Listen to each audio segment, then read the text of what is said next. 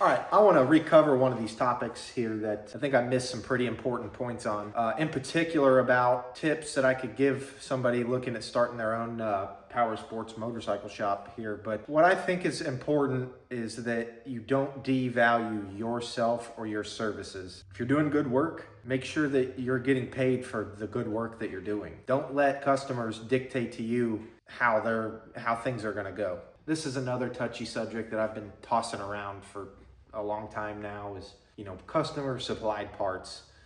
It's hard to justify not allowing customers to bring their own parts.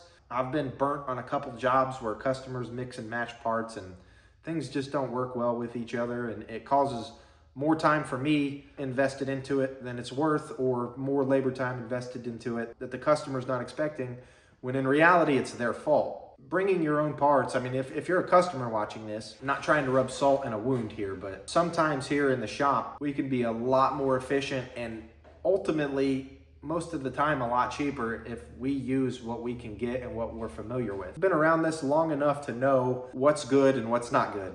If you're gonna bring parts to me, maybe you should communicate with me before you do that, or before you buy your own parts, because I might have a better deal on something and you may like them better than what you're thinking. Again, just communication on the parts side of things is huge. I need to make sure that I'm aware of the product. I haven't learned all this stuff on my own. I've had to go and call these people and figure out installation information and wiring and things like that. It's a lot more than just getting these parts and putting them on.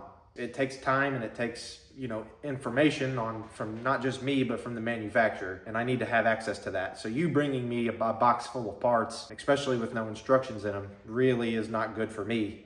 So it could take more time that ultimately I can't justify charging out to the customer, or, they get mad because, you have so much time invested in it. Just don't let bad customers dictate to you on how you're going to do your job. It takes a lot of dealing with people to understand how everyone works and how different people are.